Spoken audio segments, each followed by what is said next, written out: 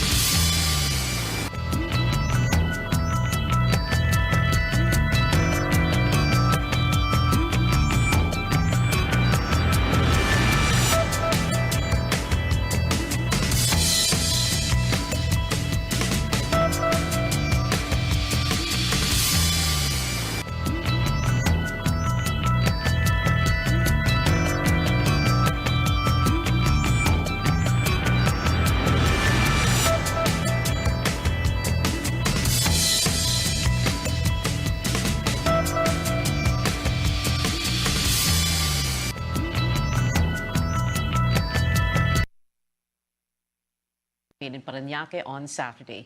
Marcos Wait for the tandem. People brought with sea.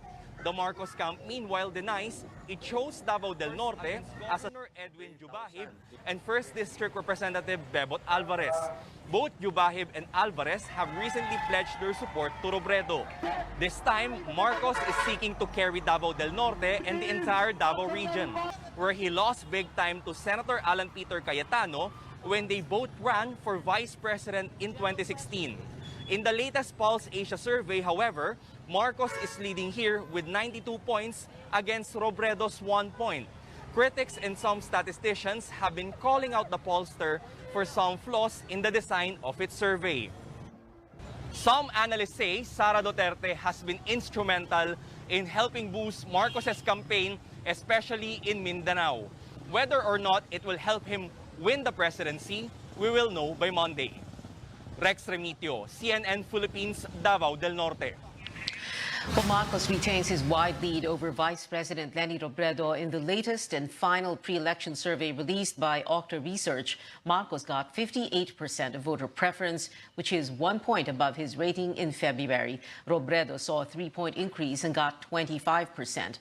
Manila Mayor Isko Moreno remained in third place with 8%. Unlike in the Pulse Asia survey, where Senator Manny Pacquiao overtook him. Pacquiao got 5%. Senator Ping Lacson rounded up the top 5 with 2%. Over to the vice presidential survey, Sara Duterte is still in the lead with 56%, trailing behind our Senate President Tito Soto with 22%, Senator Kiko Pangilinan 16%, Doc Willie Ong 4%, and Representative Lito Atienza 1%. Unlike in the Pulse Asia survey, Atienza did not fall to 6th place. We'll break down these numbers with Octa Research fellow Guido David on News.ph tonight at 7. President Duterte declares May 9, Monday, a special non-working holiday for the national and local elections. A proclamation signed by the president states there is a need to declare the elections a holiday to enable the public to properly exercise their right to vote amid public health measures brought about by the COVID-19 pandemic.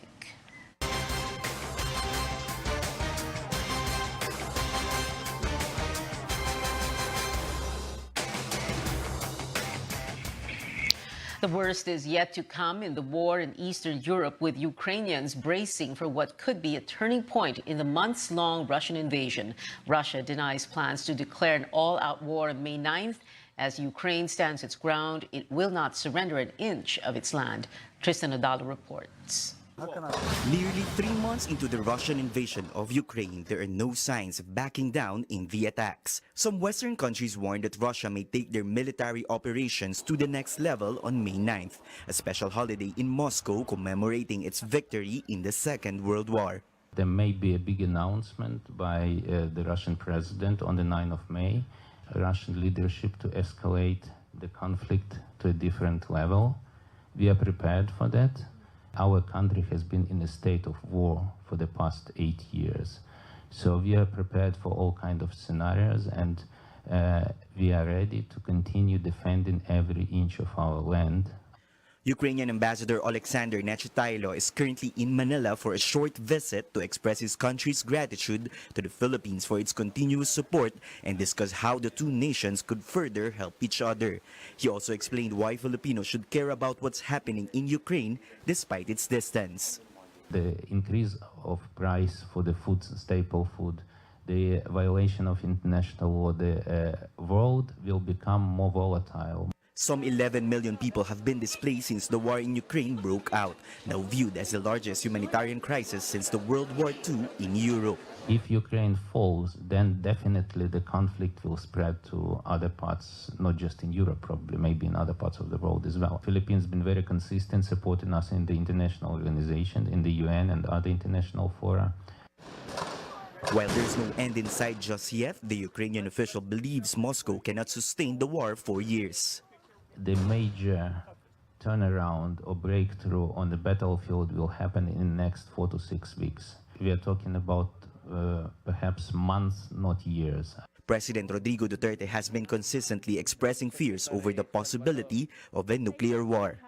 And even this rocos in Ukraine, magdasal lang tayo na it will not degenerate into something like a nuclear warfare. Tapos tayo. Tapos tayong lahat. There are two aspects of the ongoing talks between Ukraine and Russia. One is humanitarian, while the other one is military and defense. Ukraine insists they're not after a short-term ceasefire, but for a long-term settlement of the conflict. But reaching a deal for now remains uncertain. Tristan Udalo, CNN Philippines. Coming up, the World Health Organization is sounding the alarm on the rapid spike in cases in South Africa because of 2 new Omicron subvariants. And we're learning more about the much-awaited album of K-pop superstars BTS. Details right here on CNN Philippines.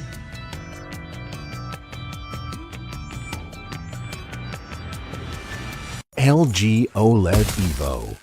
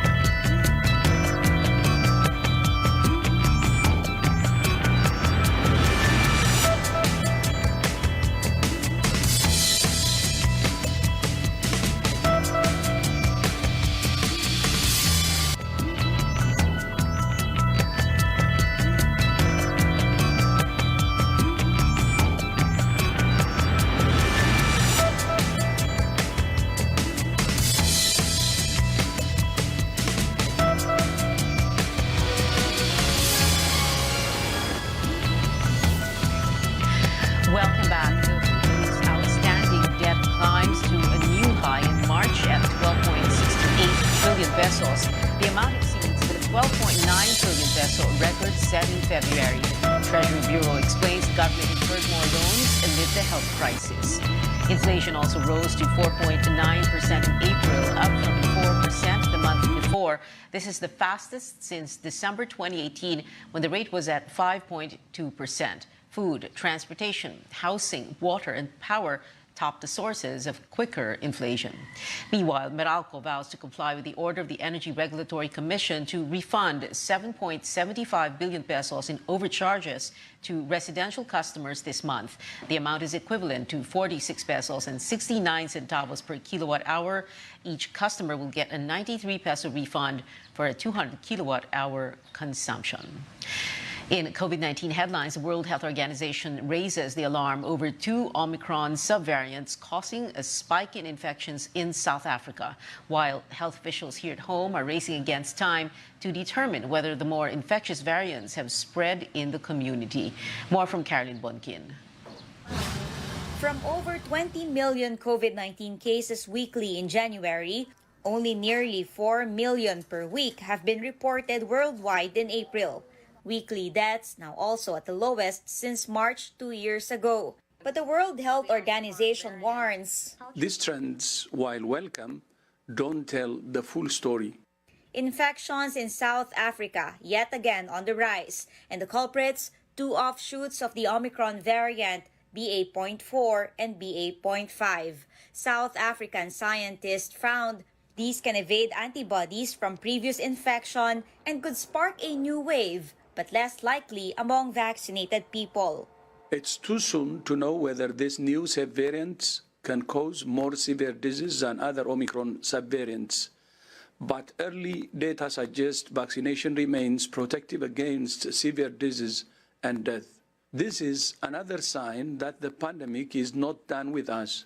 He points out vaccines, antiviral treatments, and testing are crucial, as well as genome sequencing, a way to check infected persons for variants. He says countries that stop sequencing are blind to how the virus is mutating. We don't know what's coming next. Here at home, while sequencing goes down as cases decline, the Philippine Genome Center continues checking samples for variants. Among the next batch, samples from 14 infected foreign travelers and a local crew from Palawan. While waiting for the results, health authorities in Puerto Princesa City are backtracking their itinerary, citing possibility some might have been infected before traveling to Palawan. They arrived on April 23rd. 2 of the tourists had fever after 2 days. Galing talaga sa labas kasi nakita mo naman na within 2 days pa lang, bago nag-symptoms. Mabuti na lang ito, ma'am, kasi meron silang antigen test, di ba? So, tinest nila yun. What if kung dun sa mga other areas na meron palang ubo, may mga sipon-sipon, ay hindi natitest, yun ang mahirap, madadali talaga tayo. Local health authorities now asking tour operators, hotel and resort owners help in monitoring possible infections. This includes checking visitors for symptoms and testing them when needed. Palanca says most of the COVID cases in Puerto Princesa City these past weeks involve tourists. Caroline Bonkin, CNN Philippines.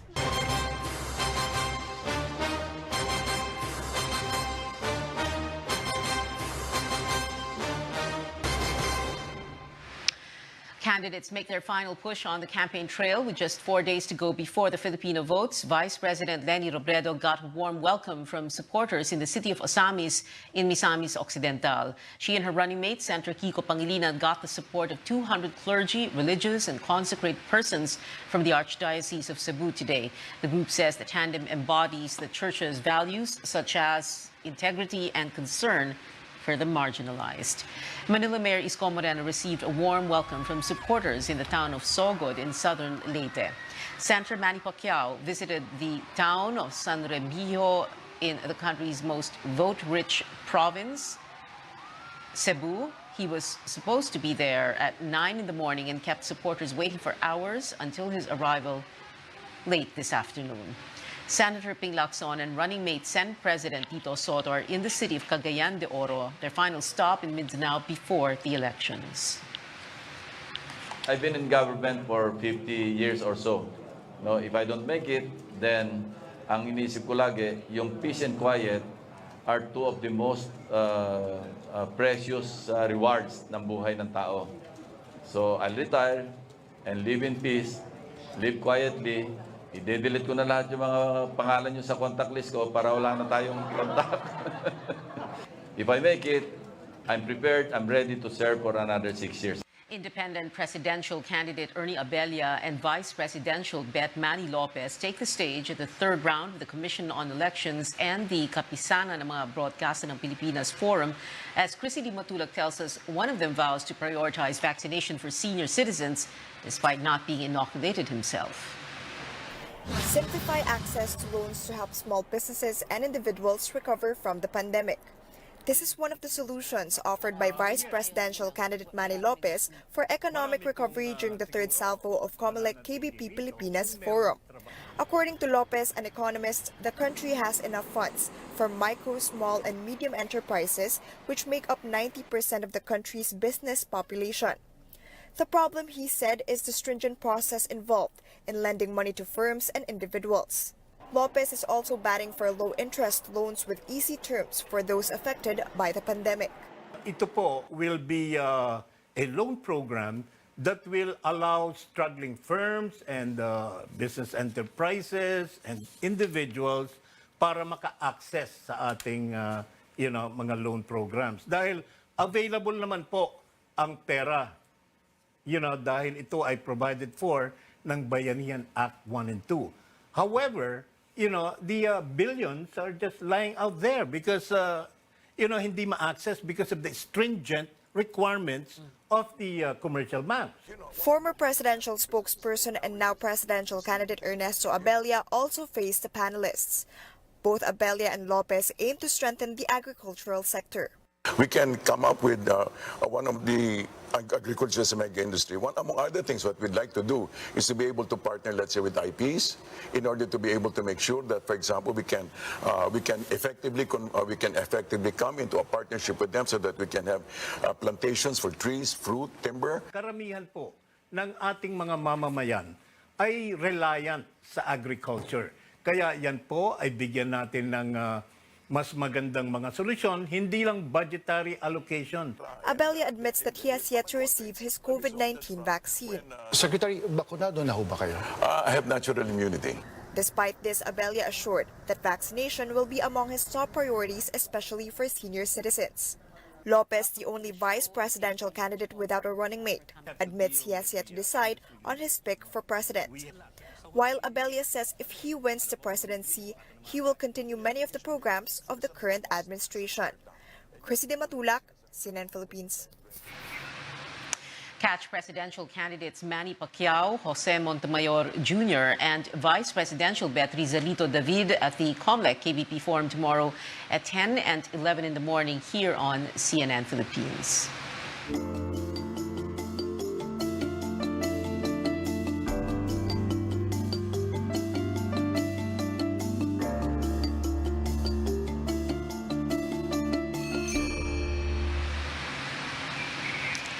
With Mother's Day and the elections just around the corner, we pay tribute to single moms and their hopes for better leaders and a brighter future for their children. Stanley Gahete has this report on sectors on the sidelines.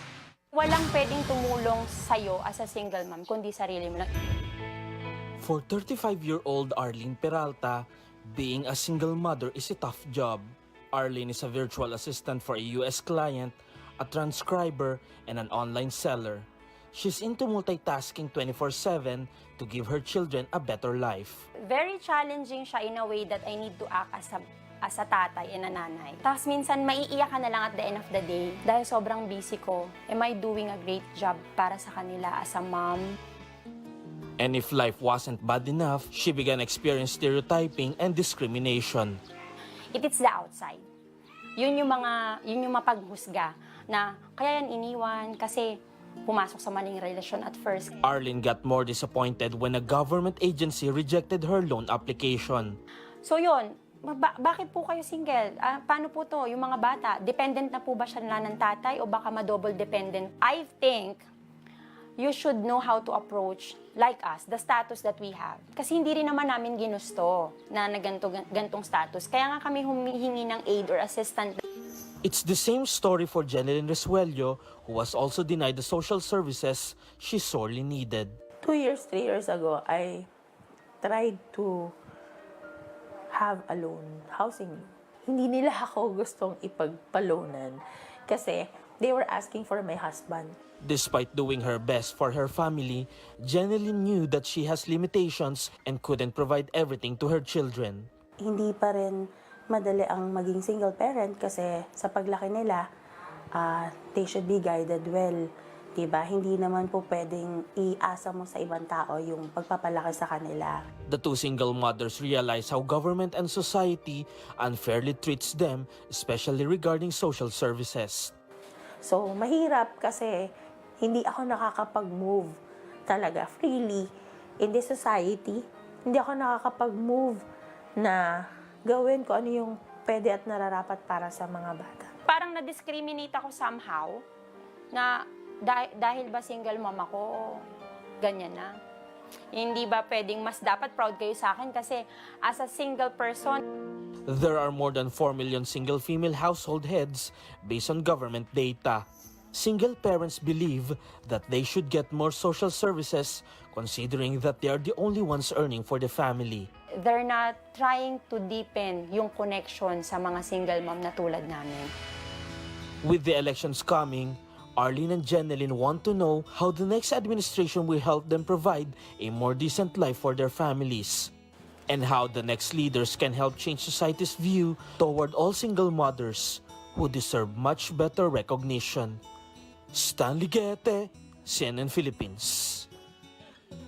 Get the numbers and updates in real time on Election Day. CNN Philippines' full coverage of the May 9 polls begins 5 in the morning. Join the conversation by following our social media accounts at CNN Philippines. Their next set of leaders, who will represent their hope for a better future.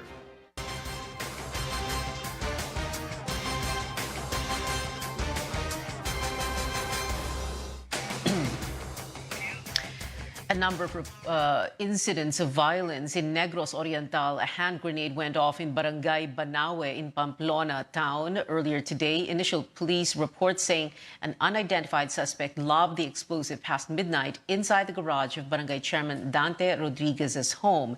No one was hurt, but the explosion damaged his car and motorcycle. In Bukidnon, one person was killed and another wounded after heated argument among supporters of rival local candidates in Pangantucan town on Wednesday.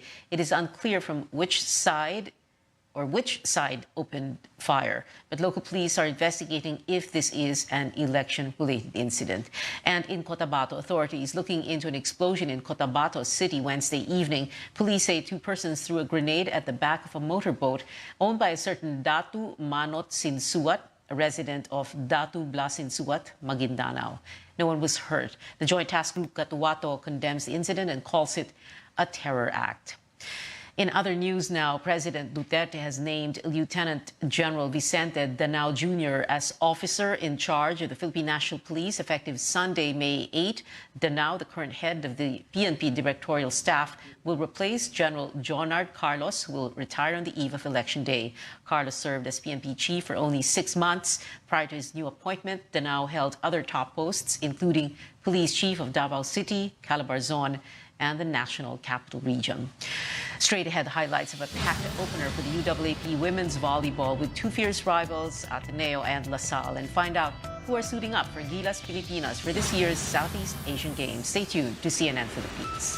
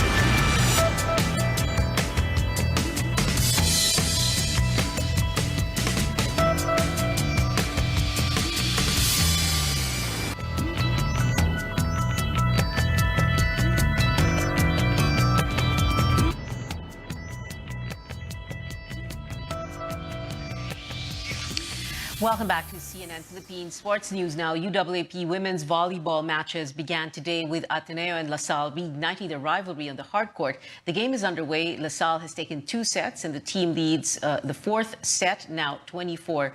The Lady Eagles officially adopted the name Blue Eagles today in the university's effort to unify all Ateneo teams regardless of gender or sport. And in basketball, the list of Gilas Pilipinas players for the 31st Southeast Asian Games in Vietnam is out here, looking at the names of 12 athletes set to defend the country's gold medal in the Vietnam meet.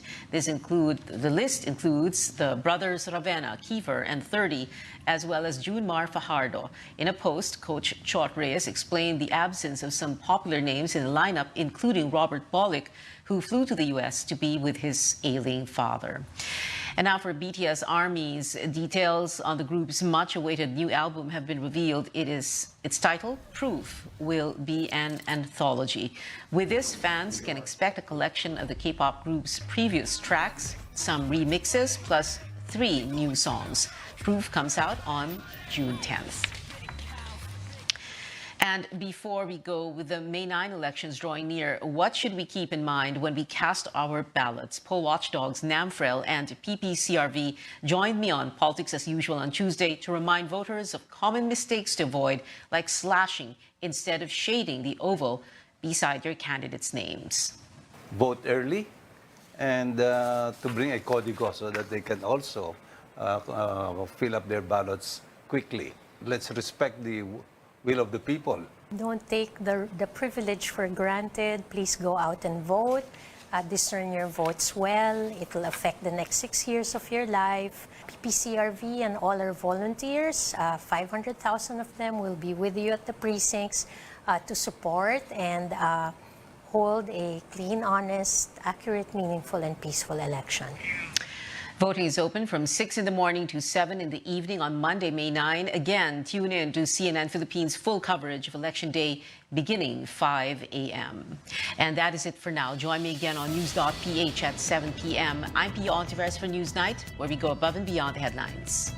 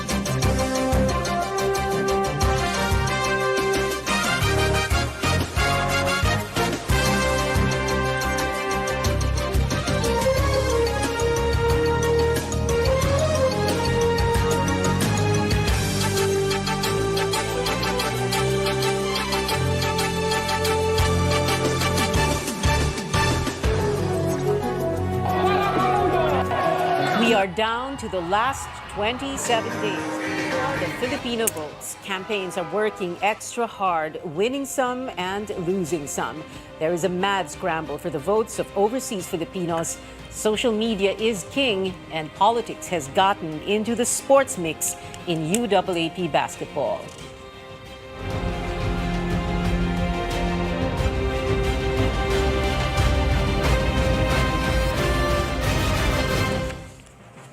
All these tonight on Politics as Usual, your weekly political appointment fix. Good evening, I'm Pia Honteveros. The pandemic forced many of us to go digital. How will this help shape the way the Filipino votes? The president of the Public Relations Society of the Philippines, Harold Geronimo, joins us now live via Zoom. Hi, Harold. Thank you very much for being with us tonight. Well, let's begin with this. You know, you have this a very interesting presentation, and we're going to be showing the slides that you did present, and we're going to go through them and make things as clear as possible for the viewers. This is something we're all familiar with, but it's good for us to do a little review every now and then in light of the elections that are happening in less than 30 days. So, Harold, you're making a case for how the pandemic created a shift in how people consume media and information. Yes, yes. Actually, this is the study, the latest study of Kantar Philippines. And I was also very amazed now with how they've discovered, the rise of social media really affecting the way we form opinions, especially among the Gen Zs and millennials. So during the pandemic, it totally changed the way we really consume media, and people have shifted their attention towards digital, not just because of the pandemic, but because of the closure of, one of the biggest stations as well, TV stations as well. So a lot of people shifted to digital. They went into social media, and this also allowed a lot of media companies to also shift to digital as well. So they're not only on television, but they're also on digital streaming, and they're also on YouTube and Facebook. Just like CNN Philippines, this is being aired live on Facebook as well. So this totally changed the way we behave, especially among young people nowadays. Pia, very important discovery I got now from that study is that pre-pandemic there were only around 3 million users of TikTok, or 2 to 3 million users of TikTok in the Philippines. But after the pandemic, or during the pandemic, it actually shifted to 36 million. So it increased to 36 million. So such a very huge increase in the number of TikTok users in the Philippines. And it is now one of the largest social media platforms where Filipinos are hooked to, especially the younger ones. Yeah. And recently, if you try to look at TikTok, if you're in TikTok, Pia, you'll be able to see that a lot of candidates are actually using TikTok to be able to reach out to a lot of young electorates. Harold, you've gotten ahead of us already, but let's go back to TikTok in a while. And no, I'm not on TikTok. Nakakayang aminin. But, it's interesting also because in a country where there are so many social media users, so many people are on social media, and yet we have a problem with the internet, signal, Wi-Fi, etc., connection. We're not, there ang daming lugar, lalo na yung mga liblib na lugar na wala namang kuryente. And yet, ang tawag nga sa atin, social media capital of the world. Yeah. Yes, actually, even those people in rural areas, they go to the malls, they go to public areas where there's free Wi-Fi just to have connection. So that's how addicted, if I call it, a lot of us, especially the younger generation, are just to have signal, just to have network connection. They go to places where there is free Wi-Fi. So that's the reality now. Young people, I think, we're talking about the younger generation, the Gen Zs, the millennials, those who are 18 to 40 years old. They just couldn't live without the internet. Okay. So, syempre yung shift during the pandemic to social media, etc., led to a very sharp decline in television viewership, right, Harold? And as a matter of fact, even if, like you were saying earlier, because there are people who watch us on Facebook, but they're not watching us on television, right? Can you talk to us about those numbers? Yeah, actually, it's there has been a huge decline, on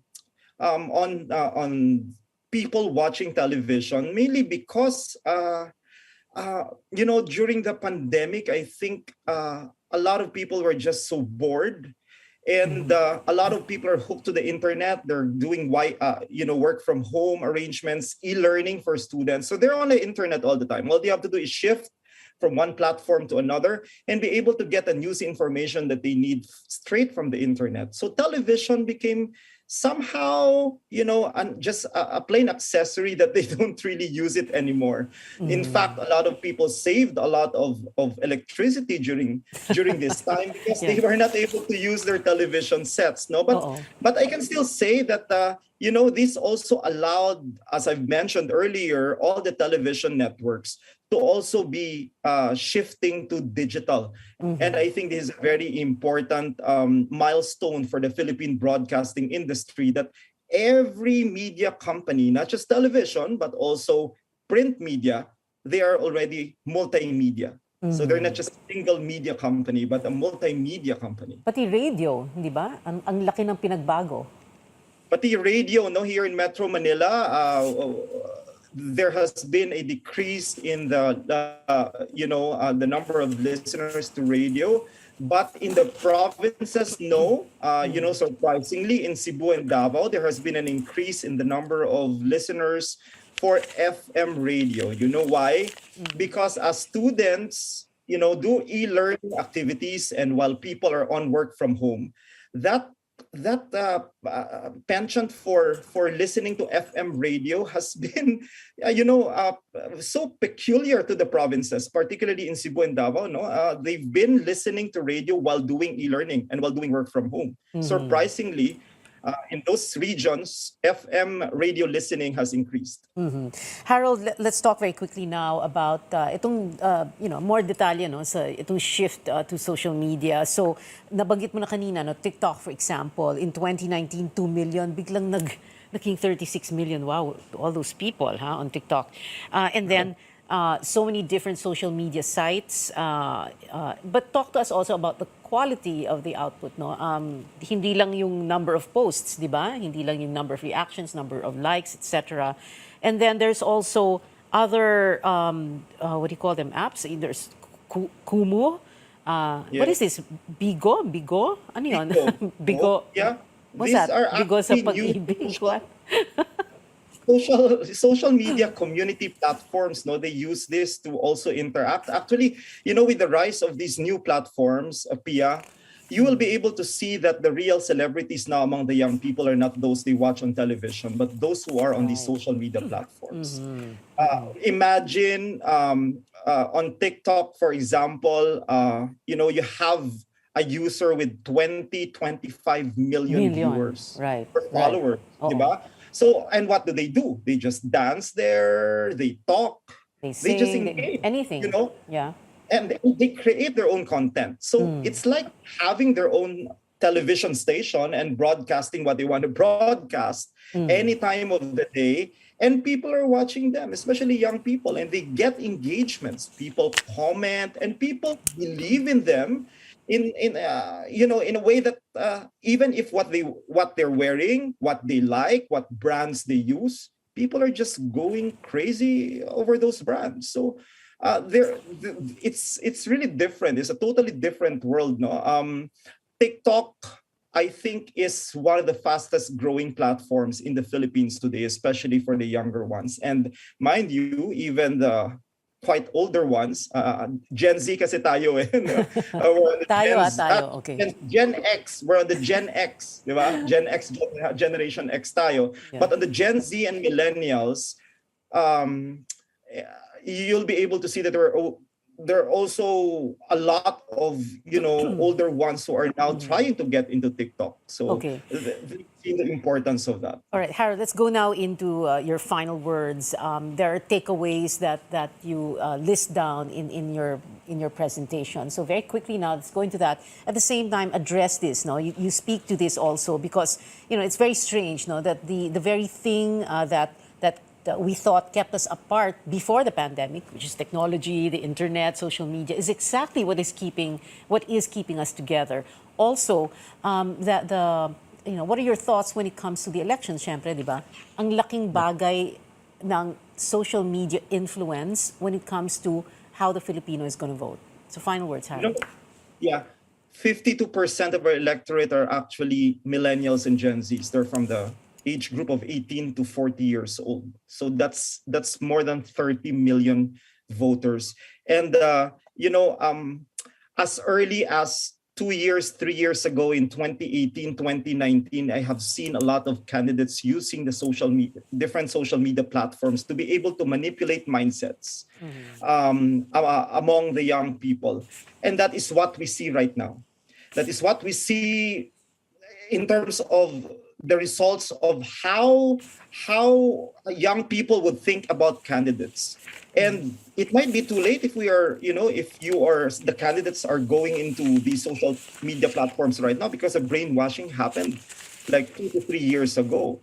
So social media, digital media indeed would really make or break, candidates at this time. So it's very crucial that wherever you come out, whoever you tap, not just celebrities, but also influencers.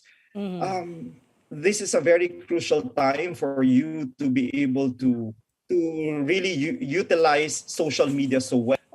social media platforms really play a very important role in terms of shaping their minds. And it might be too late for some, but at least now we have a certain percentage, of a big chunk pa rin of undecided ones, no? And we might be able to use social media to somehow persuade them towards the right choices. All right, Harold Geronimo, President of the Public Relations Society of the Philippines, PRSP. Thank you so much for being with us. We'll see you again. Up next on Politics as Usual, overseas voting kicking off this week. How is the turnout and situation in polling precincts? We'll speak to COMELEC Commissioner Marlon Casquejo next.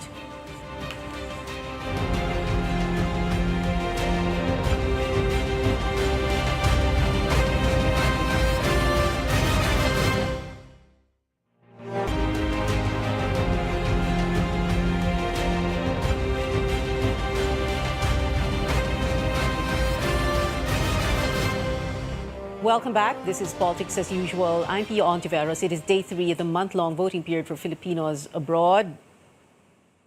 Most foreign posts have hit the ground running, but others have been marred by delays. We bring in our COMELEC reporter, Melissa Lopez, with the details because overseas Filipinos voting in droves in embassies and consulates around the world. But like we said, there have been quite a few hiccups. Melissa, what can you tell us?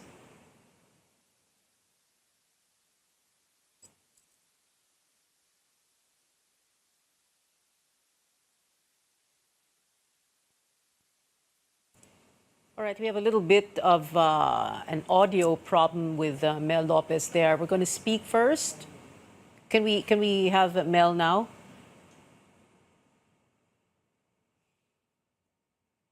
All right, are we going to go to Commissioner Casquejo first? All right, let's go back to Mel now. Mel. Mel? Pia, at least 4 of 92 foreign posts have yet to open for voting for our kababayans abroad as of today. The month-long voting period should have started at last Sunday, April 10, for 1.7 million Filipinos, but logistical issues forced the Philippine embassies in New Zealand and in Timor-Leste to push back voting, as well as in posts in Shanghai, China, and in Milan, Italy, to push back overseas voting. Poll materials finally arrived at the embassy in Pakistan, but voting there started a day late. In New York, mail-in ballots were sent beginning Monday night for Filipinos living in the northeast states of the U.S. Over in Hong Kong, the consul's office had to double the number of precincts for over 93,000 voters as day 1 of voting.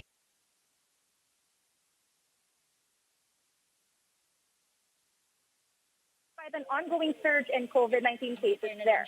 By Tuesday, lines were shorter and the consulate hopes Filipinos in the area will come out to vote on weekdays to lessen the weekend crowd. Meanwhile, the COMELEC and bank is set to investigate the incident in Singapore where voter Cheryl Abundo was given a used ballot when she tried to vote Monday morning. She was given a replacement and was allowed to vote, an incident confirmed by the embassy. Commissioner George Garcia cites human error as the possible culprit. This thing should have not happened at all. Of course, a single incident like this can create a doubt as to the integrity of the entire process. There was a similar report of a voter also getting a pre-shaded ballot in Dubai, but the Philippine Post there denied that such an incident happened. Despite these hitches, Election Steering Committee Head Commissioner Marlon Casquejo describes the start of overseas voting as generally peaceful and successful. Back to you, Pia. Mel, can you tell us first about this? You know, right before the show came on air, you were saying that there was a little bit of a quarrel or a misunderstanding in the COMELEC and bank about the gun ban. That's right, Pia. A few minutes before we went to air, the Office of Commissioner Socorro Inting confirmed that she has resigned from the chairmanship of the gun ban committee. That is a reaction, or actually, she said it was a protest after the members of the NBank voted 4-3. She was among those dissenting to give Chairman Saidamen Pangarungan that power, special power to grant gun ban exemptions at will, as long as it was supposed to be meritorious and urgent. Now she says that rendered her committee useless, so she's stepping down immediately. Pia. Right, Melissa Lopez reporting live from COMELEC headquarters in Manila. Let's speak now to the Commissioner in charge of the overseas voting, Marlon Casquejo. Commissioner Casquejo, magandang gabi po sa inyo. Isa-isahin po lang natin yung mga lugar na may report ng pre-shaded ballot. How many pre-shaded ballots, sir, were there in Singapore? Isa lang po ba? Well, as reported by the Singapore PE, yung ating congen doon, only one pre-shaded ballots were reported. And it's not a pre-shaded ballot, but it's a spoiled ballot that was used in the opening of the polls on Sunday when a certain voter voted, but the ballot was declared spoiled for some other reasons. Then it was reported and it was recorded in the minutes of voting. And it so happened on the following day, it was erroneously or inadvertently given again to the said voter, and that's why there was a complaint of so-called pre-shaded ballots. But then again, it's not a pre-shaded ballot, it's a spoiled ballot. And that is the truth. We're not, in other words, we're not making up this story just so that we can feel better about our voting overseas, no? So totoo po yung sinasabi ninyo at sinasabi po ng Singapore officials natin na spoiled ballot on Sunday. Yes, that was a spoiled ballot when a certain voter got it and it was declared as spoiled for some other reasons.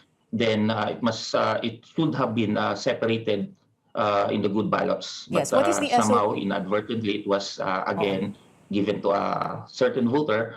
But even if it was given to a certain voter, that ballot cannot be read because it's already declared as spoiled. Oo. What is the SOP, sir? Kanina sabi po niyo set aside. Pero kapag may spoiled ballot, is it just set aside, put in a separate, is there a separate envelope for it?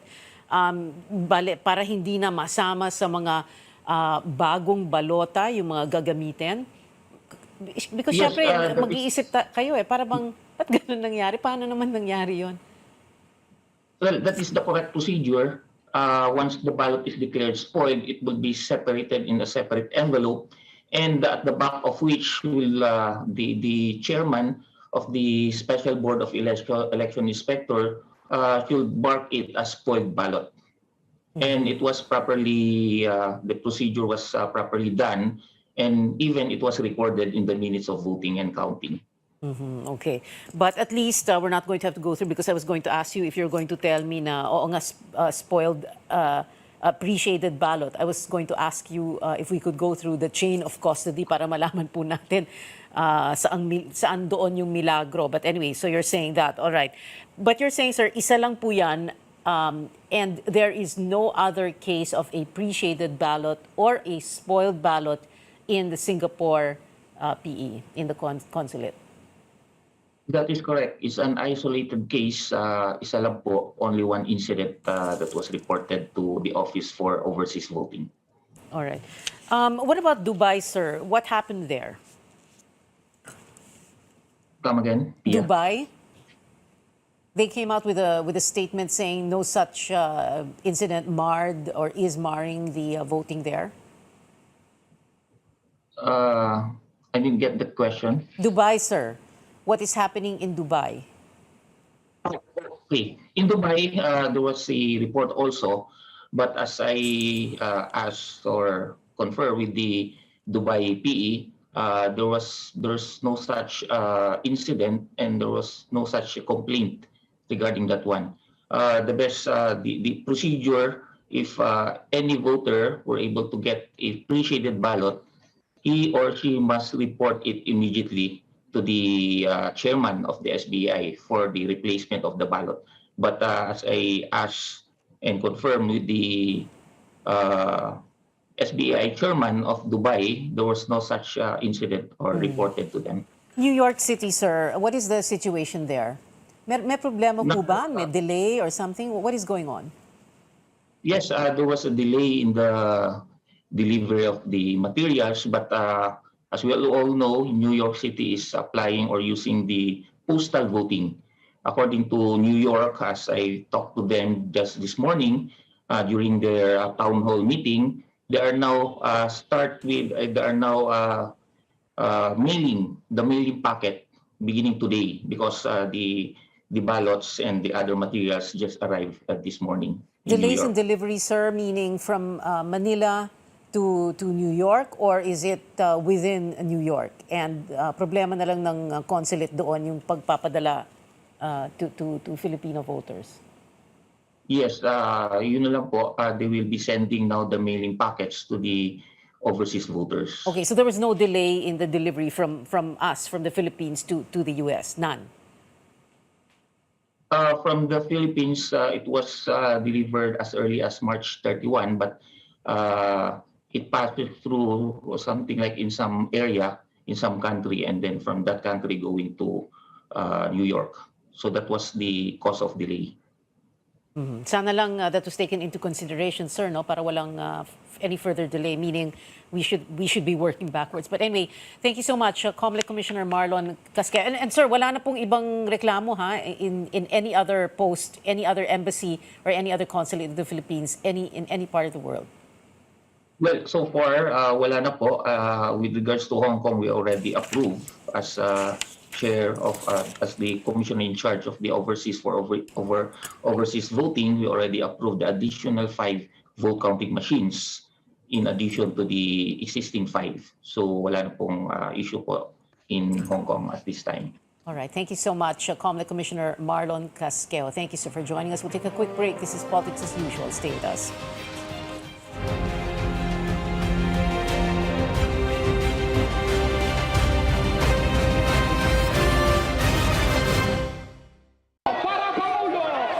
We are down to the last 27 days before the Filipino votes. Campaigns are working extra hard with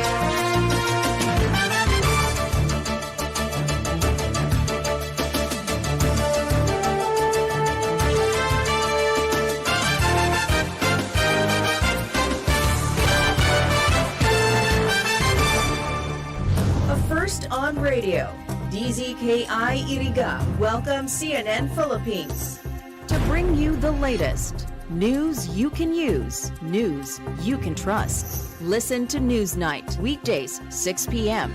We now go above and beyond the headlines, followed by Med Talk Health Talk. We'll talk about how to keep ourselves healthy during the pandemic. Politics as usual. In this country, not everything really goes according to plan, and politics is, as usual, up close and more. Catch CNN Philippines Hour on DZKI-IRIGA. Weekdays, 6 to 7 p.m. Sa pagpili ng liderato, laging tatandaan, dapat nasa kanya lahat ng katangian na maka-Pilipinas, taong may respeto sa buhay at pamilya, makabuluhan at matino ang pamumuhay. Siya yung makapagtataguyod ng kabutihang panlahat, di mangiiwan, makakasama ang lahat. Malinaw ang pananaw sa makabagong bukas, makatwiran at patas pakisama, at higit sa lahat, maka-Diyos siya dapat. Sa pagpili ng liderato, laging tatandaan, dapat nasa kanya lahat ng katangian, maka-Pilipinas, maka-Pilipinas. Gabayan ng Pilipinong bumoto ng responsable. Yan naman ang aming Panatang Maka-Pilipinas. Iboboto ko Maka-Pilipinas. Makabayan sa lupang sinilangan. Makataot may respeto sa buhay at pamilya. Siya ay makatuwiran at patas makisama. Masigasig tumulong makaahon ang bawat isa. Makatarungan, makalingat, maalalahanin sa kapwa. Makakasama ang lahat, siya'y di mangiiwan. Siya ay makapagtataguyod ng kabutihang panlahat. Siya ay makabatas. Siya ay makatotoo. Siya ay may malinaw na pananaw para sa makabagong bukas. Higit sa lahat, siya ay makadiyos. Kaya't ayaw niya ng karahasan. Siya ay makakapayapaan. Iboboto ko ang isang tao na makakalayaan. Isang leader na makakalikasan. Isang Pilipinong makabuluhan at matino ang pamumuhay. Sa isip, sa salita, at sa gawa.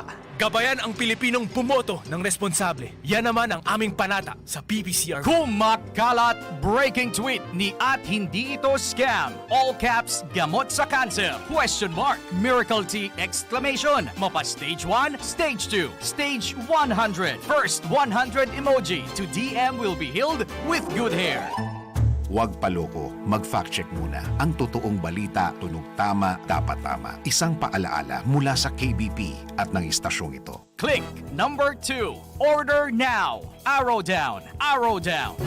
Pai! Pai! Pai! Ano na naman? Pwede na daw ako magboto? Nata, 18 ka na. Yun na baga, Pai. 18 na ako ka nakaaging bulan. Nakaparehistro ka sa Comelec. Yes, Pai. Ang sabi baga, ang gamos na makumplianyo, ngunya na taon, bago ang pirilian, pwede nang makaboto, ngunya na Mayo, kung ika 18 anyos na. Oras tigon ka man, 18 ka na pala. Iboto ang sadiri. Ako Bicol Party List. Katabang na. Kasurug pa. Numero 18 sa balota.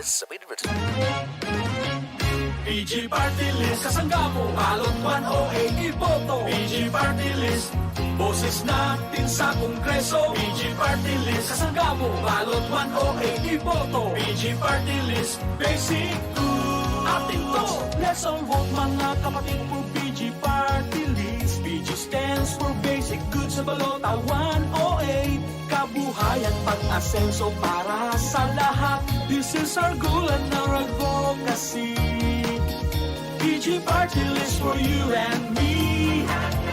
PG Party List, kasangga mo, balot 108 iboto. PG Party List, boses natin sa Kongreso. PG Party List, kasangga mo, balot 108 iboto. PG Party List, basic to atin to. Pagkaisa ng mahig ang mga hinaing. Young and active leaders sa Kongreso ang boses natin. Tandaan at iboto balota 108. Civilian realize the projects we dreamed of.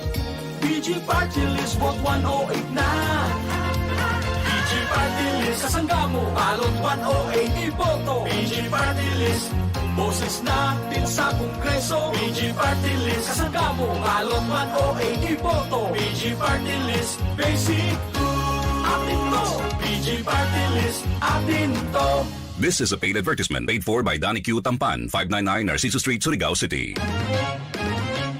PG Party List, kasangga mo, balot 108 iboto. PG Party List, boses natin sa Kongreso. PG Party List, kasangga mo, balot 108 iboto. PG Party List, basic to atin to.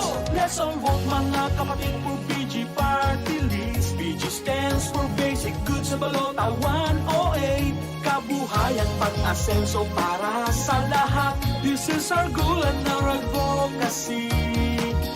PG Party List for you and me. PG Party List, kasangga mo, balot 108 iboto. PG Party List, boses natin sa Kongreso. PG Party List, kasangga mo, balot 108 iboto. PG Party List, basic to atin to. Pagkaisa ng mahig ang mga hinaing.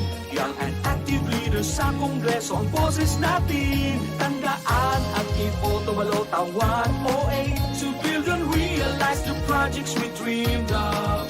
PG Party List, vote 108 na. PG Party List, kasangga mo, balot 108 iboto. PG Party List, boses natin sa Kongreso. PG Party List, kasangga mo, balot 108 iboto. PG Party List, basic to atin to. PG Party List, atin to. This is a paid advertisement paid for by Donnie Q Tampan, 599 Narciso Street, Surigao City. CNN Philippines are sa RPN-DZKI-IRIGA alas 6 hasta las 7 ng manggi, Lunes hanggang Biyernes. CNN Philippines are